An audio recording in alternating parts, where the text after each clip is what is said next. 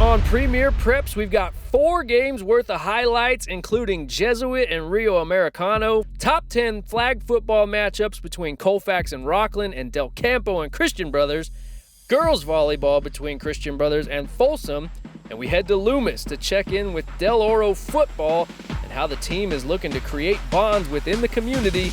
You're watching Premier Preps.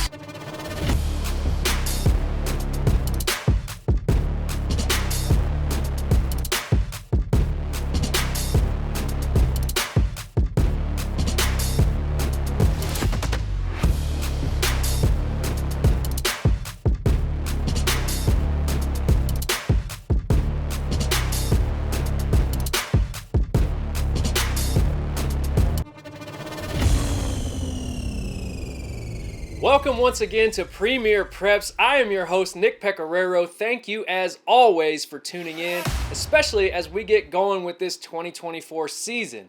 Hey, quick reminder before we get started here. If you are enjoying the type of coverage provided on this show and you believe in the importance of high school sports in the greater Sacramento area, and you'd like to support this show, please send me an email at nmpecoraro@gmail.com. That's nmpecoraro@gmail.com. We can find a way to work together to keep high school sports in Sacramento covered in a way that it deserves.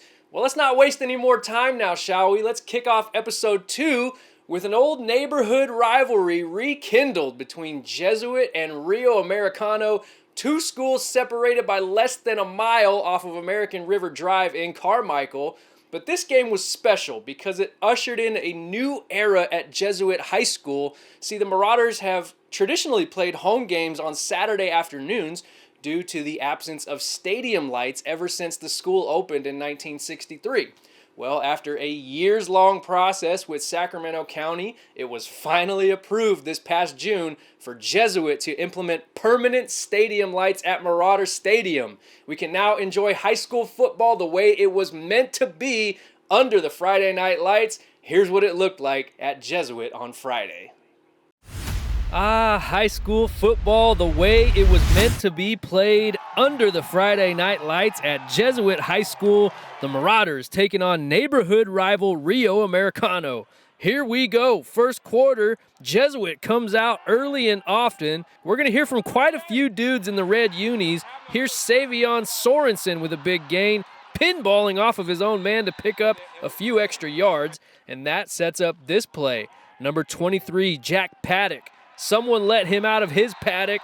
A 10-yard score makes it 7-0 Marauders. Paddock would recover a fumble on the ensuing Rio drive, and it set up this touchdown from just about the same spot. Alan Cordano does the honors this time, and just like that, it's 14-0 Jesuit.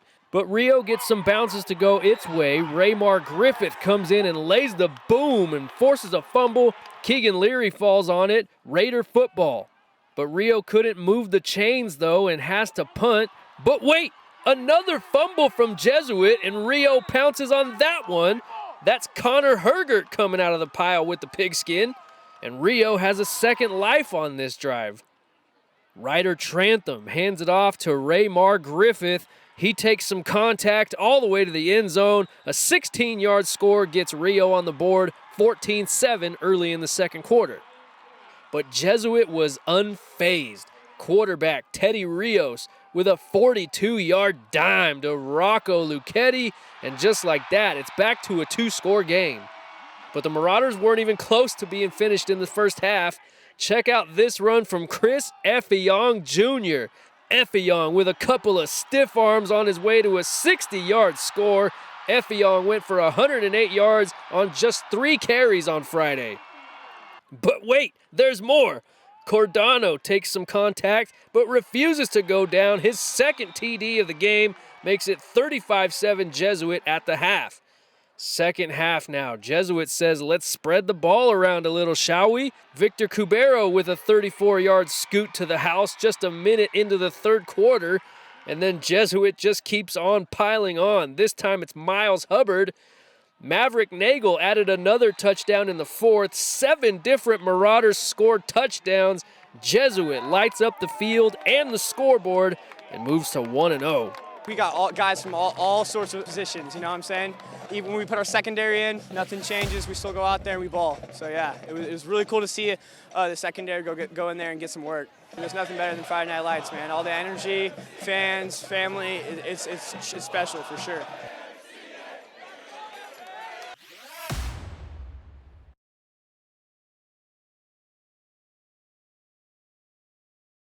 Well, we had a little bit of movement in our top 10 football rankings after the first week of the season. Folsom, Grant, and Rockland held steady as the top 3. Indercombe's big win against Monterey Trail, which you saw on Premier Preps last week, vaulted them up to number 4. We drop official top 10 rankings every Thursday on social media, so here's a brief glance at what we've got after Friday's games.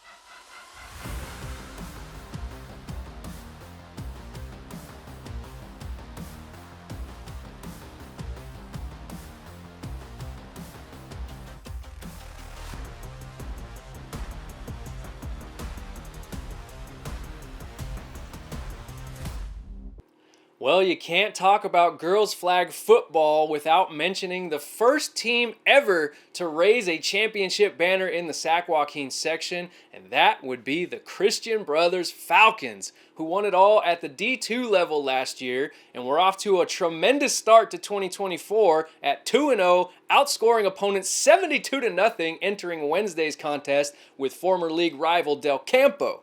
The Cougars had a great season last year as well and took Christian Brothers down to the wire in their only meeting. Del Campo looking to prove it's a section contender this year as well, this game happening Wednesday night. Wednesday night flag football, Del Campo and Christian Brothers had an instant classic in the league championship game last year. The Falcons won that game, but Del Campo is ready to run it back. Here we go on Christian Brothers' opening drive. Here's freshman quarterback Taylor Jernigan hooking up with senior receiver Alea Harmon. Wise play by the young freshman, but Del Campo has some defensive stoppers, especially Zanaya Hatcher-Simmons, who gets the flagpole in the red zone, but it only delayed the inevitable. CB finds the end zone as Jernigan finds Harmon once again. This time it's good for 6. Falcons get a 2-point conversion and lead 8-0 early. The Cougars would respond a few drives later. Sophia Wright to Riley Berryman across midfield, and that sets up this play. Wright goes to the sideline, and Alyssa Salinas does the rest. 26 hard yards to the end zone. She gets taken down to the ground by her own teammates for her efforts. Cougs go for 1 to make it 8-7 Christian Brothers at halftime. Second half now, Wright looking for Salinas again. Alyssa with the shifts. A 20-yard gain, but the Del Campo drive would stall. Ball back to the Falcons. Jernigan this time feeding Maricela Gaeta. 8 different receivers caught passes for CB on Wednesday. And then Jernigan says, you know what, guys? Go ahead and take a break on this play. I got you. The freshman scoots inside the Del Campo 10-yard line and sets up another scoring chance, but this pass play is broken up by Zoe Lutz. A nice defensive play, but the Falcons just would not be denied. Jernigan from 9 yards out lobs one up to Falcons hoop star Olivia Novi. We'll call that one an alley-oop. And CB leads 15-7 with 10 minutes to go.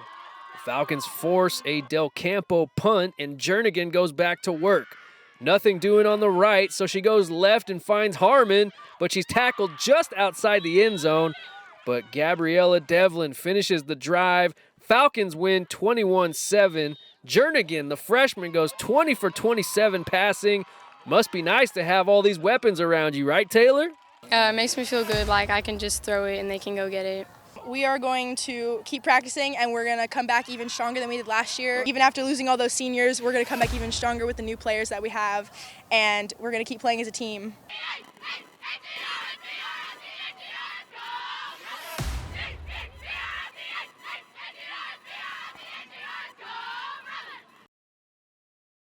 Hey, we'll have some bonus flag football coverage along with our weekly top 10 later in the show, so please stick around for that. But for now, we pivot to our Premier Preps feature story.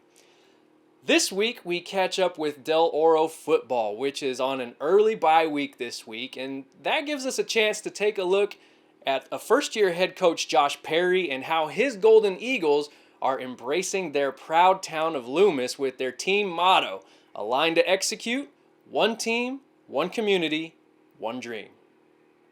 Who got my back? I got your back. Who got my back? I got your back. Hey, let's go. 1 on me, 1 on 3, 1, 2, 3. 1. As one of the most decorated football programs in the history of the Sac Joaquin section, the Del Oro Golden Eagles have always been viewed in the upper echelon of teams in the Sacramento region. We're known as a hard-hitting team, and I want to just come out the season ready for that. Fast, physical, and we always played no matter what the score is, and just always expecting that we are going to be the finisher team. We always are going to hit hard, always going to be there, and always going to be disciplined and know what to do on the field, and that's just our expectation.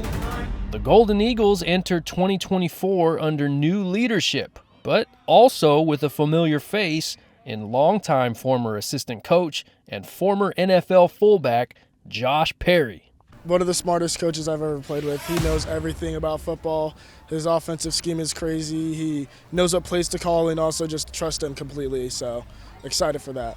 He's the most loving person I know, hard at times, but is there to get you where you need to be, and will prepare you for any situation you're in. Perry is no stranger to the black and gold. All 4 of his kids were Golden Eagles at some point.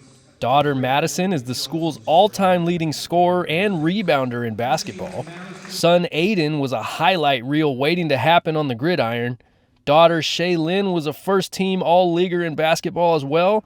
And now youngest son Landon is looking to make his mark at Del Oro. Things happen for a reason. I remember playing against them in high school and just envious of the family, the community, just how everybody was together.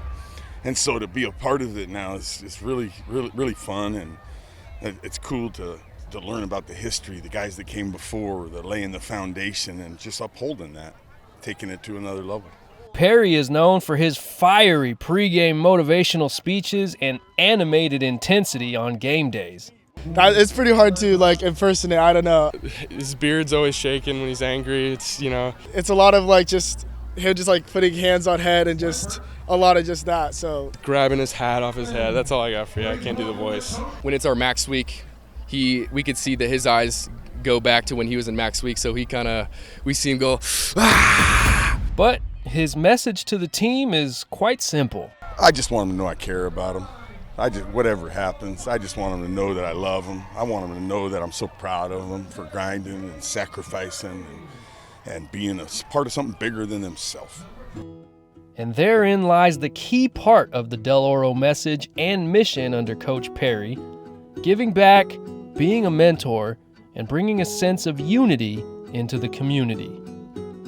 We're creating a new term, being one. So we've read to elementary schools. We've had a bunch of team bonding experiences. We're trying to get up posters around the school that show that we're a community, we're together, we're one, everybody's the same. He just expects us to grow and always be, changing and getting better. And, he expects a lot of leadership out of the captains. And, I think that, overall, he just expects us to be better than we were last year.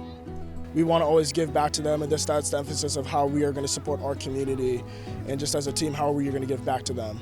Winning isn't the most important thing to him. It's character building, and it's playing 4 quarters of hard-nosed football regardless of the score. So, it's just the best of both worlds. He's intense about it, but he also ultimately it's just caring about us. That's everything.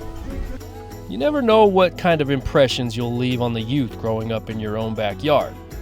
But it's as evident as ever that the kids out in Loomis are excited, proud, and eager to one day wear the black and gold. I just want them to realize that there's so much out there, not just Friday nights, but there's so much good. There's so many good people. There's people that care about you, and I want them to know that they're mentors for the younger guys. That's why we have this, so they know that we care about them, and we want to lift them because they're the next generation coming through. So we want to show them how to do it, show them what it means to be out in the community, leaders, working on public speaking, working on, lifting kids, and they've done a great job. From Del Oro High School in Loomis, I'm Nick Pecoraro, and you are watching Premier Preps. Can't get enough high school sports in Sacramento? Well, Premier Preps has got you covered like no one else. You want game highlights? We got you. You want local insight? We got you. You want inspirational feature stories? We've got you. How about exclusive interviews with prominent players and coaches in the area? We got you. Scores, updates, top plays, and much, much more every Sunday at 5 o'clock during the high school season on YouTube. We look back at the week that was and keep you updated on who's got next. So follow along on social media and subscribe on YouTube to Premier Preps with me, Nick Pecoraro, because it's giving Sacramento high school sports the coverage it deserves.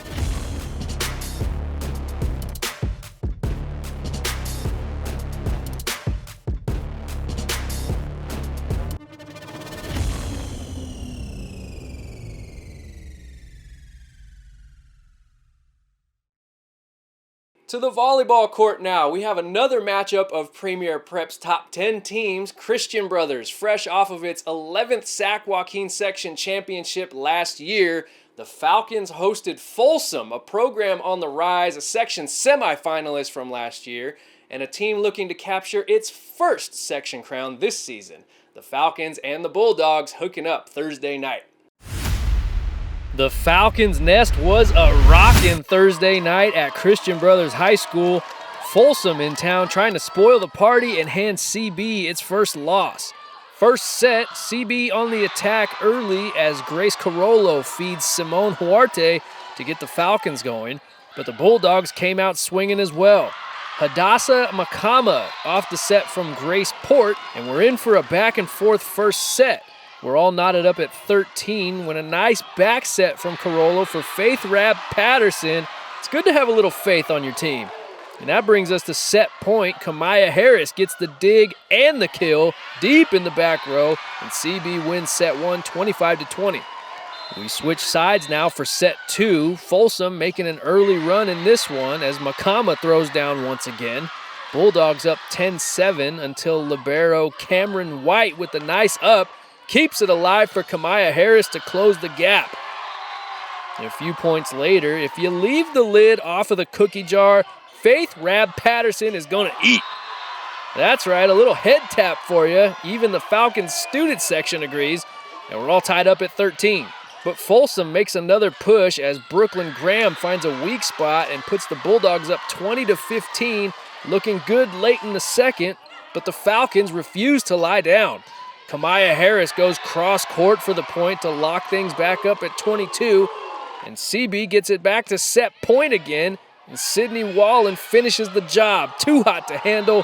Christian Brothers goes up 2-0. In the third, talk about too hot to handle. Sophomore Avery Masters with a big swing for a 5-1 Folsom lead early on, but like a cheat sheet in an open note test, the Falcons had an answer for everything. Kamaya Harris once again, and CB went up 19-9 at one point in the third, but Folsom's not backing down either. Brooklyn Graham with another smash, and then Avery Masters with a little no-look wizardry. Nice touch by the sophomore. She's got Ivy League schools on her radar, by the way, but Christian Brothers just would not be denied. Harris' shot is denied, but Reagan Deneen is right there to say, "I got your back, girl." Falcons with match point, and Simone Huarte does the honors with an ace up her sleeve. CB sweeps and moves to 3-0, living up to the expectations of a defending section champion. I think it's definitely an expectation, but I would say it's also a standard, and there's no guarantee, so we really just still have to put in the work. Just because we won it last year doesn't mean we're going to win it again, so we just have to put in the work every day.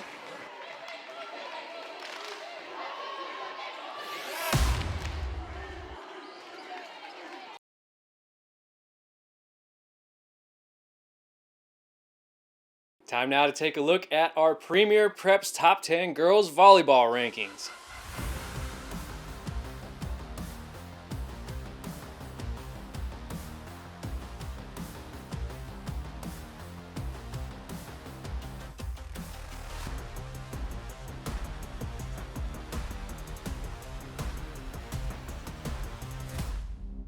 As promised, we have some bonus flag football coverage for you. Two of the top returning teams in the section in Rockland and Colfax. Both had playoff victories last year, and both return high-caliber players for Rockland. Senior Livy Mayama can make plays on both sides of the ball, as can Falcon senior Kaya Diedrichs, who plays like 15 sports at Colfax. I don't know when she has time to sleep, but hey, don't sleep on either of these two teams, Rockland and Colfax, on Tuesday afternoon. Colfax has been off to a hot start in 2024, one of the smaller schools in the section, but they're taking on some of the big girl schools, Rockland in town on Tuesday afternoon. Opening drive, Colfax knocking on the door to the end zone, but a nice play from the Thunder defense as Livy Mayama bats it down at the goal line. It results in a turnover on downs, but Colfax would get the ball back after a punt, and then Falcons QB Kaylee Foray hits Sophia Smiley across the middle for a 10-yard score. The extra point failed, so it's 6-0 Colfax midway through the first half. On the next Rockland possession, quarterback Robin Nguyen, a nice ball finds Livy Mayama playing some offense now. A 47-yard pickup, but she stopped short of the end zone. And on the next set of downs, Colfax defense would hold strong as Nguyen's pass this time is just out of Abigail Schrader's reach, a turnover on downs. But Rockland would get the ball back after a Colfax punt. But Colfax's defense came to play on Tuesday. That's Mia Toy making a house call from 34 yards out. Colfax leads 13-0, and the Falcons were far from finished. You know, you can't have a Colfax highlight without this girl doing something special.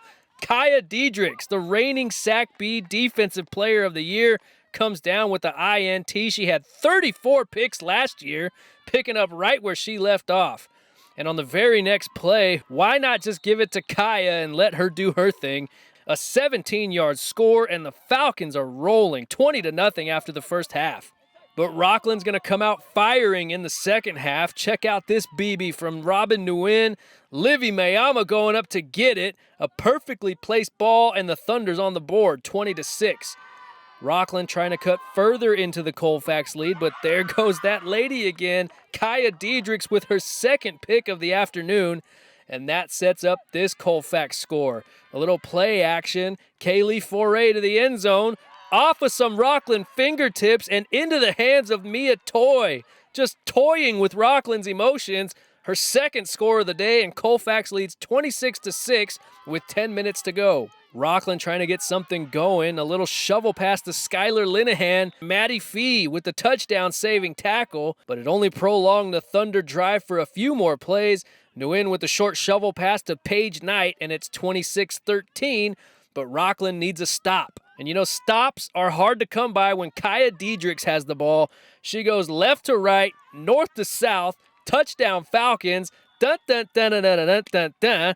Colfax goes on to win 33-13, making some big noise early on. I think coming into this season, having some experience just from last season, like we played this team last year, it didn't go our way, so knowing this year that we had a little bit of experience behind us and just the game itself, I think that's really helped us be able to come out here and take down some of the higher level teams.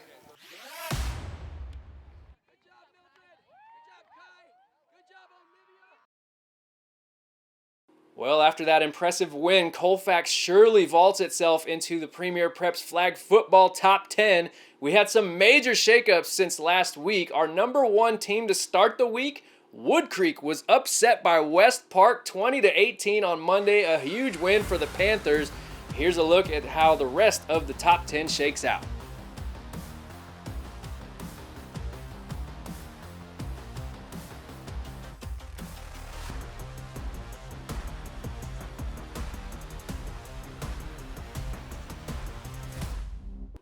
Infinite Performance Physical Therapy brings you our top plays each week. If you're an athlete who's dealing with an injury and are looking for ways to rehab, or if you're even just trying to prevent injury, make sure that you look up Infinite Performance Physical Therapy. Dr. Janae Young's got some great programs to get you on the right track. Okay, so before we get to our top plays this week, I have to take some time and correct a mistake that I made in my coverage last week, where I highlighted a play, but I mistakenly gave credit to the wrong player. It even made our top plays last week. So It was during the Rio Americano volleyball game on this play. I misidentified the young lady who got the nice dig, and then I got the challenge flag thrown on me. And it was brought to my attention that the player that I gave credit to wasn't even on the court at the time. So let's take a look. Upon further review, my call is overturned. I thought I saw a 33 for the jersey number, but that's clearly number 13. Proper credit goes out to Rio Junior Allie Harrison for that play. She's been a good sport about it. A tremendous effort on your part, Allie, and I'll do better on mine from now on. And speaking of top plays, remember, you can send me top play nominations throughout the week, throughout the year, even if I'm not at your game. Just make sure to tag me on my social media pages no later than 11 p.m. on Friday nights. And without further ado, here are the Infinite Performance Plays of the Week. Leading us off is Colfax's Kaya Diedrichs. You know, no matter what sport she plays, she's gonna ball. Kaya plays volleyball, soccer, basketball, runs track.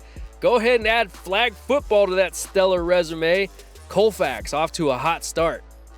At number 5, Rockland quarterback Robin Nguyen heaves it up to the end zone where only Livy Mayama can make that catch. Touchdown Thunder! Up next, we got Folsom Volleyball's Avery Masters. She catches the defense napping. A slick, no-look dump shot catches everyone off guard, maybe even Avery herself. Nice play by the sophomore. Okay, so we had Christian Brothers flag football highlights, but this is from an earlier game this week, sent in from a CB parent. Check out freshman Kaylee Foster going up and getting a 2-point conversion. Kaylee Foss looking like Kaylee Moss. Get it, girl! At number 2, Colfax Jr. Mia Toy with the tremendous hands and concentration with the touchdown catch off of a tipped pass in the end zone. Mamma mia, what a play! And finally, we go to Jesuit. You know, when you're my age, having a stiff arm means a lack of stretching. But when you're Chris Effiong Jr., a stiff arm will get you a 60-yard touchdown run. That's good enough to be our Infinite Performance Play of the Week. Well, that about wraps up show number 2 this week. Thank you so much for joining us, and we hope that you continue to do so throughout the whole school year. Premier Preps has got you covered. Again, if you'd like to support the show and keep these great schools and student athletes covered in a way that they deserve, please send me an email or a message through social media. My email is nmpecoroaro@gmail.com. We'll be back next week with more great highlights and updates, as well as a special guest interview with Oak Ridge flag football coach Eric Cavalier. So make sure to subscribe right here on YouTube and stay on top of everything we've got going on here at Premier Preps with me, Nick Pecoraro. Thank you so much for watching. We'll see you next week.